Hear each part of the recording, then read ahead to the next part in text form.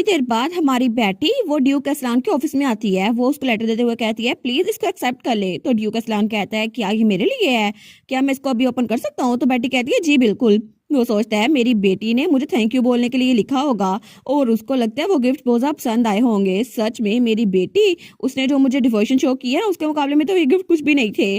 चलो मैं देखता हूँ कि उसने अपने छोटे छोटे हाथों से क्या लिखा है, वो तो बहुत ज्यादा क्यूट है। और तब उस लेटर को पढ़ने लगता है, लेकिन बेटी तो बिल्कुल सीरियस थी। वो सोचता है मैं अभी एक फ्रेम ऑर्डर करता हूँ ताकि मैं इसको लटका सकूं, लेकिन वहां पर टूब्रोजम की रेसिपीज लिखी हुई थी। वो कहता है क्या, और उसके साथ साथ वहां पे बाकी डॉक्यूमेंट्स भी थे जिसकी ऑथर बेटी थी। तो तब हमारी हीरोइन कहती है मुझे आज सुबह आपके गिफ्ट मिले, थैंक यू। वो कहता है क्या, वो सोचती है इन्होंने इन्वेस्टमेंट की है ना तो मुझे इनको प्रपोजल और अच्छे से देना होगा। तो वो सोचती है सबसे पहले मुझे इनको निगोशिएट करना पड़ेगा कि मुझे यहाँ पर रहने दे, और वैसे भी मुझे खिलौने या फ्लावर्स नहीं चाहिए और ना ही मुझे यहाँ पर रहने के लिए कैसल चाहिए। बस मुझे यहाँ पर रहना है ताकि मैं अपनी आर्ट से बच सकूं। तो उसका फादर कहता है क्या इन सब के अलावा भी तुम्हें कुछ चाहिए? वो सोचती है यही मेरा चांस है। वो कहती है वेल अगर आपको ये प्रपोजल हेल्पफुल लग रहा है तो प्लीज मुझे कमिंग ऑफ एज सेरेमनी तक यहाँ पर रहने की इजाजत दे दें।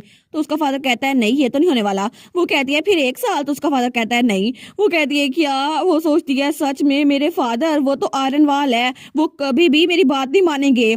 वो सबके सामने भी ऐसे ही होते हैं, तो मुझे लगा था वो मेरी बात नहीं मानेंगे, लेकिन फिर भी चलो कम अज कम मुझे उनको थोड़ा सा तो एक्सप्लेन करना चाहिए ना। अगर मुझे 1 महीना भी यहाँ रहने की इजाजत दे देना तो फिर भी। तो उसका फादर कहता है अगर तुम चाहो तो मैं कैपिटल में इस जैसा कैसल बना के दे सकता हूँ, तो वहां पे रह सकती हो। तो बेटी कहती है क्या एक कैसल?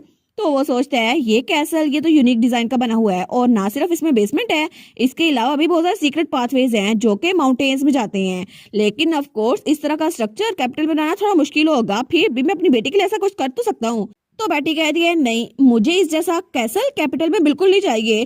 तो वो सोचती है मैं बहुत ज्यादा मुश्किल से वहां से भाग कर आई थी उन लोगों से जो मुझे मारना चाहते थे, मेरी आंटी और वो सेकंड प्रिंस रिटर, लेकिन मैं दोबारा कभी भी उस जगह पे वापस नहीं जाऊंगी। तो तब अपने फादर से कहती है योर ग्रेस मुझे लगता है कि बस मुझे यहाँ पर रहना अच्छी बार्गेन। लेकिन वो सोचती है अगर मैंने बार्गेन कहा ना तो थोड़ा रूड हो जाएगा। तो वो कहती है मेरा मतलब है कि अच्छा होगा ना कि मैं बैटल्स में आपकी हेल्प कर सकूं, और मैं तो पंच भी बहुत ज्यादा अच्छा मारती हूँ। और वो तो एक स्क्विरल थी। तो उसका फादर कहता है बैटल्स में? वो कहती है हाँ हाँ बिल्कुल, बैटल्स जैसे कि बाकी कंट्रीज के साथ होती हैं और ज्यादातर वो नॉर्थ में ही होती है ना, और मैं फाइट बेशक ना करती हूँ लेकिन मैं बाकी तौर पे आपकी हेल्प कर दूंगी, और उसके अलावा मुझे तो पंच भी बहुत अच्छा मारना आता है। वो सोचती है अभी यहाँ आने से पहले रेटर को पंच मार के तो आई थी मैं, कितना अच्छा मारा था ना। लेकिन तब उसका फादर हंस देता है। वो सोचता है आखिर ये अपने छोटे से हाथों से किसको पंच मारेगी, और क्या ये इतनी छोटी सी बॉडी से किसी को मार भी सकती है या फिर नहीं। लेकिन असल में ये मेरी बेटी है इसलिए इसको इतना गुस्सा चढ़ा हुआ है, लेकिन हमारी बेटी तो बिल्कुल सीरियस थी। तो तब ड्यूक उसको सर पे रखता है और कहता है माय गुडनेस, लेकिन वो दिल में सोचता है आखिर कोई इतना प्रीशियस कैसे हो सकता है, और तब उसका सर सहलाता है। लेकिन बेटी वो सोचती है क्या ये फीलिंग। तो तभी उसका फादर हाथ पीछे कर लेता है। वो कहता है वेल मुझे लगता है कि आज की बात हमें यहीं पे खत्म करनी होगी क्योंकि मुझे बाकी चीजें भी अटेंड करनी है।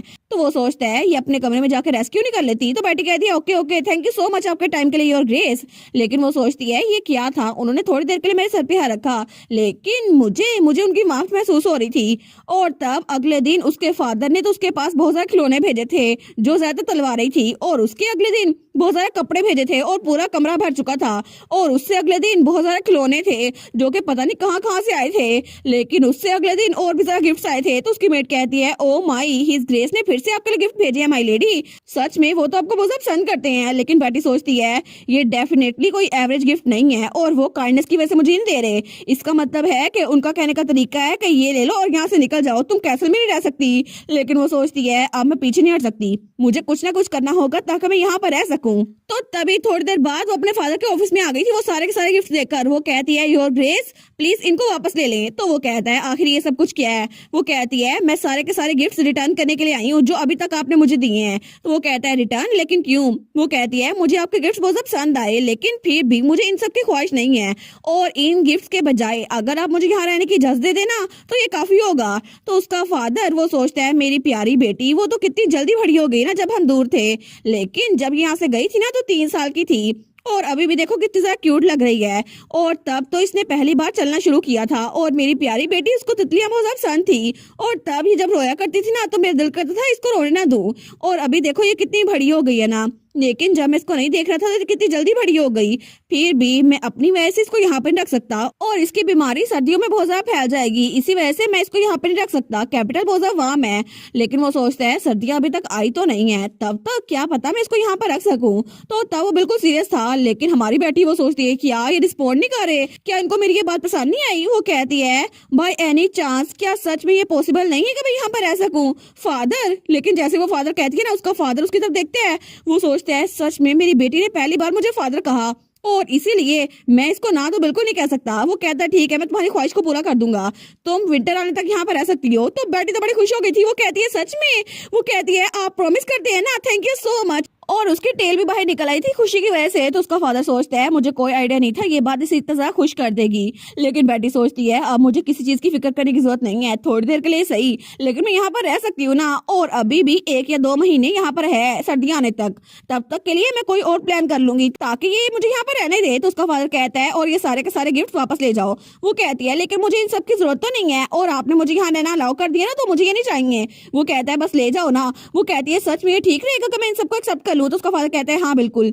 वो कहती है ठीक है, इन गिफ्ट्स को एक्सेप्ट करना वो ठीक तो होगा, फिर भी। तो उसका फादर कहता है कोई रीजन नहीं है कि तुम अपने आप को बुरा महसूस करवाओ, ये सब कुछ मैंने तुम्हारे लिए भेजा था। तो बेटी कहती है लेकिन फिर भी मुझे ये कहते हुए थोड़ी शर्मिंदगी हो रही है, लेकिन अगली बार इन सारे गिफ्ट्स की बजाय तब उसके एक पास होती है, उसके कान में कहती है आप मेरी ये वाली ख्वाहिश क्यों नहीं पूरी कर देंगे। तो उसका फादर वो उसकी तरफ देखते हैं, वो कहता है ठीक है, अगर तुम्हें यही चाहिए ना तो मैं प्रॉमिस करता हूँ कि मैं तुम्हारी बात याद रखूंगा और अगली बार तुम्हें वही मिलेगा जिसकी तुम ख्वाहिश कर रही हो। और दूसरी तरफ हमें किंगडम का कैपिटल दिखा रहता है, जहाँ पर सब लोग जश्न मना रहे थे क्योंकि जंग खत्म हो चुकी थी और वहाँ पे किंग क्वीन और प्रिंस रिटर जा रहे थे। तो सब लोग कहते हैं long live majesty the emperor. तो हर कोई खुशियां मना रहा था। तो तभी एम्पर कहता है ऐसा लगता है कि ये लोग बहुत ज्यादा खुश हैं। तो एम्प्रेस कहती है ऑफ कोर्स सब कुछ आपकी वजह से हुआ है, क्योंकि आपकी लीडरशिप की वजह से हम लोग जीत चुके हैं, इसी वजह से हर कोई आपको हीरो समझ रहा है। तो एम्पर कहता है तुम तो हमेशा मेरी तारीफ करती रहती हो माय क्वीन, लेकिन वो था किंग ऑफ एस्टम। लेकिन तभी वहां पर जो खड़े हुए थे ना वो बातें करते हैं हमने तो सुना था कि गोल्डन लाइन ड्यूक एस्लान की वजह से हम लोग जीते हैं। ऑफ कोर्स वो तो इनविजिबल कमांडर है ना और सारी विक्ट्री उनकी वजह से है। तो ये सुनकर एम्पर को तो बड़ा गुस्सा आता है। तो तब एम्प्रेस के हाथ में रखती है, वो कहती है योर मैजेस्टी प्लीज शांत रहिएगा, ये सारे बेवकूफ है, इनको नहीं पता ये सब कुछ आपकी वजह से हुआ था। तो तब क्वीन कहती है वैसे भी मेरे पास हम सबके लिए एक प्लान है। तो तब किंग कहता है क्या एक प्लान तुम्हारे पास सच में है। वो कहती है जी बिल्कुल, आप इस बारे में फिक्र ना करिए मैजेस्टी, और वैसे भी तुम्हारा रोल इस सब में बहुत ज्यादा इम्पोर्टेंट है। लेकिन तुम्हें इस बारे में पता है ना रिटर, और पीछे रिटर बैठा हुआ था सेकंड प्रिंस। वो कहता है जी मदर ऑफ कोर्स आपको फिक्र करने की कोई जरूरत नहीं है, सब कुछ बिल्कुल परफेक्टली सेटअप है और सब कुछ बड़े आराम से हो जाएगा। लेकिन दूसरी तरफ हमें काउंट जिलोट का मेंशन दिखा रहता है। तो तभी वहां पर उसके सामने कोई खड़ा था। तो काउंट जिलोट कहता है मैंने तुम्हें कहा था कि तुम यहाँ पर दोबारा मत आना, लेकिन तुम फिर से यहाँ पर आ गए, क्या तुम मेरे अल्फाज को सीरियसली ले रहे? तो वो आदमी कहता है आपने कहा था, लेकिन फिक्र ना करे, मैं यहाँ पर बिना किसी के नोटिस किए हुए आया हूँ और मैंने किसी को नहीं बताया कि जिस इंसान ने मिलिट्री वेयर हाउस में आग लगाई थी वो मेरी बेटी थी। लेकिन आई गेस उसने अपना काम कर दिया और वो मर गई। तो तब काउंट जिलोट वो कहता है फिर तुम यहाँ पर क्या करने आए हो, क्या यहाँ पर तुम मेरी हमदर्दी लेने के लिए आए हो? और तब उसको घूर के देखता है, लेकिन वो आदमी कहता है नहीं नहीं बिल्कुल भी नहीं, ऐसा कुछ भी नहीं है, मैं अप्रिशिएट करूंगा अगर आप मुझे मेरी सर्विसेज के लिए पे कर दे तो। और वैसे भी मेरी बेटी अपने छोटे भाइयों को बहुत पसंद करती थी, तो ये अच्छा होगा ना कि आप थोड़ी सी जनरोसिटी दिखाएं और हमें थोड़े और पैसे दे दें। तो तब काउंट जिलोट कहता है अच्छा ये बात है, फिर तो तुम्हें जनरस कंपनसेशन मिलनी चाहिए, यहाँ पर आओ। वो कहता है थैंक यू माय लॉर्ड, क्या आपने पहले से तैयारी करके रखी थी? लेकिन जैसे ही वो आदमी वहां पर जाता है ना, तो जिलोट उसके पेट में चाकू मार देता है। तो वो आदमी चिल्लाता है और नीचे गिरने लगता है। तो काउंट जिलोट तभी उस चाकू को पीछे कर लेता है। तो वो आदमी कहता है क्या, लेकिन क्यों, आखिर आपने मुझे क्यों मारा? तो जिलोट कहता है अपनी बेटी के पास जाओ और उसको मेरी रिगार्ड्स दे देना, ठीक है? और तभी दरवाजे पे दस्तक होती है। तो तब वहां पर उसका बटलर आया था। वो कहता है माय लॉर्ड एक गेस्ट आपका रिसेप्शन में इंतजार कर रहा है। लेकिन तभी वो सामने जब देखते हैं ना तो किसी का मर्डर हुआ था। तो वो कहता है मैं इसको क्लीन कर दूंगा। तो जिलोट कहता है हाँ प्लीज कर दो, और अपनी चाकू को साफ करता है। वो कहता है एनीवेज तुमने कहा गेस्ट आया है ना? वो कहता है जी बिल्कुल, वो कैपिटल से आई हैं और वो थी हमारी हीरोइन की आंट पेनिया। तो तब दूसरी तरफ हमें हमारी हीरोइन दिखा जाती है। वो सोचती है अब मैं क्या करूं कि मेरा कैसल में स्टे वो जरा एक्सटेंड हो जाए, मुझे क्या करना चाहिए। कुछ महीनों के लिए, ये सालों के लिए। तो बाहर मेड्स बातें कर रही थी, कौन सा एरिया भी क्लीन ही हुआ, रिसेप्शन और कुछ और। तो हमारी उन कहती है ठीक है, मुझे कोई ना कोई चीज ढूंढनी होगी ताकि मैं यहाँ पर कुछ सालों के लिए रह सकूं। लेकिन उसकी कॉन्सेंट्रेशन तो बहुत ज्यादा गिरती जा रही थी। वो सोचती है ये सब कुछ करने के लिए, लेकिन उसकी कॉन्सेंट्रेशन तो बिल्कुल गिर चुकी थी। तो तभी वो अपनी गिलहरी वाली फॉर्म में आती है। वो कहती है बस बहुत हो गया, मैं बाहर जा रही हूँ ताकि थोड़ी सी ताजा हवा ले सकूं। तो तब वो बाहर एक पेड़ पे जाके बैठ जाती है। वो सोचती है ये बिल्कुल परफेक्ट लग रहा है और ये सब कुछ कितना अच्छा लग रहा है ना। और इससे मुझे याद आता है जब मैं कैपिटल में थी, और तभी उसे याद आता है जब वो कैपिटल में हुआ करती थी ना, तो सर्वेंट्स जब अच्छे मूड में नहीं होते थे तो तब वो गिलहरी वाली फॉर्म में छुप जाया करती थी ताकि वो सारा का सारा गुस्सा हमारी बेटी पे न निकाले। तो तब वो सोचती है मुझे हमेशा से हाईएस्ट पॉइंट्स बहुत ज्यादा पसंद थे और मैं वहां पर अपने आप को छुपा लिया करती थी। और इसी तरह ये पेड़ भी मुझे बहुत ज्यादा पसंद है, यहाँ पे कोई मुझे ढूंढ नहीं पाएगा। लेकिन तभी वो उस पेड़ पे आराम से लौटने पड़ने लगती है। वो सोचती है कितनी अच्छी जगह है ना, मैं यहाँ बिना किसी टेंशन के रिलैक्स कर सकती हूँ। लेकिन तभी वो सोचती है क्या मैं आखिर रिलैक्स क्यों कर रही हूँ, मुझे कोई ना कोई आइडिया तरतीब देना होगा ताकि मेरे फादर मुझे यहाँ पे रख लें। तभी वो जिस पेड़ पे बैठी थी ना, उसके सामने एक ऑफिस था, उसकी खिड़की खुलती है, वहां पर उसका फादर था। वो सोचती है क्या फादर, लेकिन उसके फादर ने उसको नहीं देखा था। तो तभी पीछे से कोई कहता है योर ग्रेस। तो तब उसका फादर वो ऑफिस की तरफ मुंह करता है। वो सोचती है क्या मेरे फादर, लेकिन ये यहाँ पर क्या कर रहे हैं, अच्छा तो ये इनका ऑफिस है। लेकिन तभी वहां पर कुछ डॉक्यूमेंट्स पड़े हुए थे। वो सोचती है कितने सारे नोट्स पड़े हैं ना, यहाँ पर तो बहुत सारे नाम लग रहे हैं, लिकिटा, डोल्शिया, डेल। लेकिन तभी उसका फादर कहता है बेटी। तो वो सोचती है क्या इनको पता चल गया मैं यहाँ पर हूँ। लेकिन उसका फादर कहता है बेटी इसका मतलब है ब्लेसिंग ऑफ हैप्पीनेस। तो तभी वहां पे फ्रेडरिक भी था। वो कहता है जब भी मैं इस नाम को सुनता हूँ ना, मुझे लगता है कि उनको उनका नाम बड़े प्यार से रखा गया है। आई गेस कि आपने सच में उनका नाम बड़े प्यार से रखा था योर ग्रेस। और ये कितना फैसिनेटिंग है ना कि आपने सारे नामों में से उनका नाम लेडी बेटी रखा था और वो आजकल वो खुद भी यूज कर रही हैं। तो हमारी सोचती है क्या मेरे फादर ने मेरा नाम रखा था, मतलब उनको मेरा नाम पसंद है, मतलब उन्होंने सोच समझ के मेरा नाम रखा था। तो तब वो फ्रेडरिक कहता है ऑफ कोर्स कितनी शर्म की बात है ना कि आपने खुद ये नाम उनको नहीं दिया, लेकिन किसी ना किसी तरह उनका नाम उनको मिल गया और उन्होंने अपना नाम भी बेटी रखा।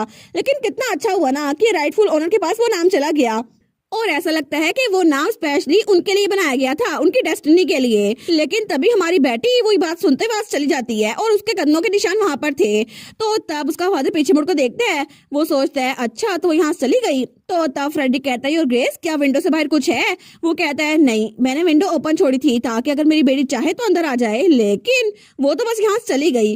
और दूसरी तरफ हमारी बेटी वो अपने कमरे में आई थी और अपने कपड़े पहन रही थी। वो सोचती है मुझे यकीन नहीं आता कि मेरा नाम सच में वो वही नाम है जिसके बारे में फादर ने सोचा था, वो भी इतने सालों तक। तो इसका मतलब है कि मेरे फादर ने सोच समझ के मुझे ये नाम दिया था। तो तब वो सोचती है जब मैं पास में वापस लौटी थी ना, उससे पहले जब मैं 10 साल की थी तब मुझे पता चला था मेरा नाम बेटी है। लेकिन मुझे लगा था मेरे फादर मुझे में बिल्कुल इंटरेस्टेड नहीं है। और अब तो मैं 8 साल की हूँ। इसका मतलब है कि जब वो जंग में थे तब भी वो मेरे नाम के बारे में सोचा करते थे कि उन्हें मुझे कौन सा नाम देना चाहिए। और ऐसा लगता है कि वो उन 2-3 सालों में मेरे बारे में भूले नहीं थे, या फिर अगर ऐसा कहा जाए तो वो कभी भी मेरे बारे में भूले नहीं थे। लेकिन क्या ये सच हो सकता है। तो तभी वो सोचती है अगर ये सच हुआ तो इसका मतलब है वो मुझसे नफरत नहीं करते है ना। क्या पता वो सच में मुझसे नफरत ना करते हो और सिर्फ मुझे गलतफहमी हुई हो। लेकिन अगर ऐसा हो तो कितना अच्छा हो जाएगा ना। और तब हमें अगले दिन हमारी बेटी दिखाई जाती है जो कि कुकीज बना रही थी। वो तो बड़ी खुश थी। तो मेड्स कहती हैं ऐसा लगता है कि आज आप बहुत अच्छे मूड में हैं, लेकिन क्या आज कुछ अच्छा हुआ था लेडी बेटी। तो वो कहती है नहीं मौसम बहुत अच्छा है इसीलिए। तो दूसरी मेड कहती है हाँ इतना अच्छा है कि मेरा काम करने का दिल ही नहीं करा। तो वो पहली वाली मेड कहती है और ये काम तो करना होगा ना। लेकिन हमारी ओर सोचती है बेटी मेरे फादर ने मेरा नाम बहुत सोच समझ के रखा था, मुझे बहुत खुशी हो रही है। लेकिन तभी वो कहती है नहीं ऐसा नहीं हो सकता, शायद उन्होंने इतनी टेंशन इसलिए दी क्योंकि फैमिली रजिस्ट्री में मेरा नाम लिखा जाना था। लेकिन फिर भी मुझे लगता है कि शायद उन्होंने सोच समझ के मेरा नाम रखा होगा और शायद इसी वजह से मैं भी उनको कुकीज बना के दे रही हूँ, क्योंकि हमारा ताल्लुक ऐसा ही है। वो मुझे इतना पसंद नहीं करते लेकिन फिर भी मुझे डची में रहना है, इसी वजह से मुझे करना ही होगा। तो वो कहती है फाइनली मेरी कुकीज बन गई। और मुझे लगता है मेरी सीक्रेट रेसिपी वो तो अभी तक मैंने किसी को नहीं बताई, वो थी टुब्रोजम। और ये है टुब्रोजम कुकीज। और अगर मैंने इनको फादर को दिया ना तो वो तो बड़े खुश हो जाएंगे और मुझे यहाँ रखने के लिए राजी हो जाएंगे। लेकिन तभी वो सोचती है किस चीज की कमी लग रही है। तो तब वो कहती है क्या आपको पता है कि हिज ग्रेस उनको कौन सा बेवरेज पसंद है, अगर उनके साथ मैं ड्रिंक भी दूं ना तो उनको अच्छा लगेगा। और थोड़ी देर बाद हमारी बेटी वो तो खुशी खुशी वहां से जा रही थी और उसके हाथ में पूरी ट्रे पकड़ी हुई थी जहाँ पे ड्रिंक भी थी और कुकीज भी थी और कप केक्स भी थे। वो सोचती है कितना अच्छा होगा ना कि मैं फादर को ये सब कुछ दूं, ये तो अभी भी गर्म है। लेकिन तभी वहां पर रुक जाती है। वो सोचती है क्या क्या फादर से कोई मिलने के लिए आया हुआ है, लगता है ये कोई गेस्ट है, पता नहीं ये कौन है। लेकिन जैसे ही वो देखती है ना कि ये कौन है, तभी वो बेचारी बहुत ज्यादा डर गई थी और उसके हाथ कांपना शुरू हो जाते हैं। तो तब वहां पे उसकी आंट थी, आंट पेरीना। वो कहती है अच्छा ऐसा लगता है कि मेरी नीस वो फाइनली यहाँ पर पहुंच ही गई। लेकिन हमारी बेटी वो तो बहुत ज्यादा डर जाती है और उसके हाथ से वो ट्रे नीचे गिर जाती है। वो कहती है आंट पेरीना आखिर आप यहाँ पर क्या कर रही हैं। लेकिन तब उसकी आंट उससे ज्यादा भाड़ रही थी। वो कहती है फाइनली मैं तुमसे मिली गई, लेकिन देखो सही तुम हमेशा की तरह क्लमजी हो, पता नहीं तुम्हारी ये क्लमजीनेस किस पे गई है। लेकिन मैं इतने अरसे बाद तुमसे मिल रही हूँ और तुमने मुझे हेलो भी नहीं कहा। और इसके अलावा तुम तो बहुत शौक लग रही हो, क्या तुम्हें अंदाजा भी है कि जब तुम वहां से निकली थी तो मैं कितना ज्यादा शौक थी। मुझे ऐसे छोड़ के मत जाया करो और दोबारा मेरे साथ ऐसा कुछ मत करना। और तब उसकी आंट उसको घूर के देखती है और तब उसको गाल खींचने लग जाती है। तो हमारी हीरोइन को तो दर्द हो रहा था। वो कहती है आंट ऐसा मत करें, लेकिन तब उसकी आंखों में आंसू आ रहे थे। वो सोचती है इन्होंने ये सब कुछ पहले भी किया था, ये ऐसा प्रिटेंड करती है कि ये मेरे बारे में केयर करती हैं, लेकिन तब ये मुझे क्रिटिसाइज करती हैं और पहले ही मुझे थप्पड़ भी मारा करती थी और बहुत बार उन्होंने ये सब कुछ किया है और सबको लगता है कि ये फैमिली लव है। लेकिन बहुत अरसे बाद मुझे पता चला था कि ये सब कुछ ये फैमिली नहीं करती और ये जो मेरे साथ करती है ना वो अब्यूज है। तो तब वो अपनी आंटी का हाथ पीछे करती है। वो कहती है मुझे जाने दे, ये सब कुछ मत करे मेरे साथ। तो उसकी आंट कहती है तुम्हारी हिम्मत कैसे हुई कि मेरे सामने चिल्ला के बात कर सको। तो हमारी हीरोइन कहती है आपने सबसे पहले मुझे पिंच किया था, ये सब कुछ मैंने नहीं कहा था। तो वहाँ पे मेड्स भी खड़ी थी। वो कहती है कि यार लेडी बेटी का गाल वो तो बिल्कुल सूज चुका है। दूसरी कहती है ओ माय गॉड सच में। तो तब उसकी आंट वो कहती है ओहो मेरी प्यारी नी सब बहुत छोटी है ना, इसको पता ही नहीं है और वैसे भी हल्का सा खींचा था मैंने इसका गाल, लेकिन देखो कैसे सूज गया है। तो हमारी सोचती है ये तो बिल्कुल झूठी है। लेकिन उसकी आंट दिल में सोचती है मैं देख सकती हूँ कि तुम वैसे एक्ट कर रही हो जैसे तुम चाहती हो क्योंकि ये तुम्हारा घर है। लेकिन वो उससे कहती है आखिर तुम्हारी हिम्मत कैसे हुई मेरी तरफ ऐसे देखने की, तुम्हें पता नहीं है कि मैनर्स क्या होते हैं। तो तब हमारी हीरोइन वो कहती है आप यहाँ चली जाए, आपकी वजह से पूरा फ्लोर वो गंदा हो रहा है। तो उसकी आंट कहती है क्या गंदा हो रहा है, तुम्हारी हिम्मत कैसे हुई मुझे ये कहने की। लेकिन तभी उसकी आंट ने हमारी हीरोइन की कुकीज पे पाँव रख दिया था। वो कहती है ये क्या है, तुम्हें पता भी है मेरे शूज कितने ज्यादा एक्सपेंसिव है। और तब वो मेड से कहती है तुम लोग अपने आप को मेड्स कहती हो, जल्दी करो इसको क्लीन करो, मेरे शूज भी क्लीन करो। तो हमारी हीरोइन वो नीचे झुकती है। वो सोचती है मैंने इतनी मुश्किल से ये सब कुछ बनाया था। लेकिन तभी दरवाजा खुलता है और वहां से ड्यूक निकलता है। वो कहता है आखिर यहाँ पर शोर क्यों हो रहा है, क्या हो रहा है यहाँ पर। तो तब आंट पेरीना वो कहती है योर हाइनेस। वो सोचती है सच में ड्यूक यहाँ पर है और ये पूरे किंगडम का सबसे ज्यादा गुड लुकिंग इंसान है, पता नहीं मेरी बहन को ये कैसे मिल गया था, लेकिन असल में ये तो मुझे चाहिए, अब तो मेरी बहन भी यहाँ पर नहीं है। तो तब उसके सामने झुकते हुए कहती है आपसे मिलकर बहुत खुशी हुई और ग्रेस। लेकिन ड्यूक वो उसको इग्नोर करके हमारी हीरोइन के पास आता है। तो वो कहता है मेरी बेटी से ये जरूर गिर गया होगा क्योंकि ये ट्रे बहुत हैवी थी। लेकिन आंट पेरीना वो सोचती है क्या इसने मुझे इग्नोर किया। लेकिन तब उसका फादर कहता है ये कुकीज तो बहुत डिलीशियस लग रही हैं। तो वो कहती है जी मैंने तो बहुत ज्यादा मेहनत की थी, आपके लिए बेक किया था योर ग्रेस। तो वो कहता है मेरे लिए। तो बेटी कहती है जी बिल्कुल। और तब तो वो बिल्कुल रोने वाली हो गई थी। वो सोचता है सच में इसने अपने इतने छोटे से हाथों से मेरे लिए कुकीज बनाई, लेकिन ये तो बहुत ज्यादा वैल्यूएबल लग रही है, हालांकि ये ब्रोकन है। तो तब आंट पेरीना कहती है योर ग्रेस आप क्या कर रहे हैं, जल्दी करो मेड्स इसको साफ करो। तो मेड्स कहती है योर ग्रेस प्लीज रुक जाए, हम इसको साफ कर देते हैं। और लेडी बेटी आप भी उठ जाए, हम इसको ठीक कर देंगे, आपका ड्रेस गंदा हो जाएगा। तो तब आंट पेरीना कहती है यहाँ के मेड्स तो बिल्कुल भी किसी काबिल नहीं है, ये तो बहुत स्लो है, एक बार इनको कैपिटल भेज देना, इनको मैं ट्रेनिंग दे दूंगी। लेकिन तभी ड्यूक उसकी तरफ घूर के देखता है और कहता है वाई काउंटर सीरियस, मुझे लगता है कि आपको अपनी जुबान बंद रखनी चाहिए। तो बेटी की आंट वो तो डर गई थी। वो सोचती है क्या मुझे अभी डर लग रहा था। लेकिन तब वो कहती है योर ग्रेस आप तो मुझसे ऐसे बात कर रहे हैं जैसे मैं कोई स्ट्रेंजर हूँ। तो वो कहता है कि तुम्हारे नाम के एंड पे असलान आता है। वो कहती है नहीं लेकिन। तो ड्यूक कहता है फिर मैं तुम्हें सजेशन दूंगा कि तुम अपनी जुबान बंद रखो क्योंकि तुम यहाँ की मालकिन नहीं हो। तो वो बिल्कुल खामोश हो गई थी। तो हमारी सोचती है लगता है फादर को भी आंट पेरीना बिल्कुल पसंद नहीं है। तो तभी उसके फादर की नजर उस पर पड़ती है। वो सोचता है मुझे अपनी बेटी के सामने इतना गुस्सा नहीं करना चाहिए। और तब उसे याद आता है जब फ्रेडिंग ने कहा था छोटे तो क्या बड़े भी आपसे बहुत ज्यादा डरते हैं, आप तो हॉरर की लिविंग एग्जांपल हैं। तो वो सोचता है मैं अपनी बेटी को अपने आप से दूर नहीं कर सकता, मैं नहीं चाहता कि मेरी बेटी मुझसे डरे। तो वो बेटी से कहता है तुम अपने कमरे में वापस चली जाओ। वो कहती है ठीक है।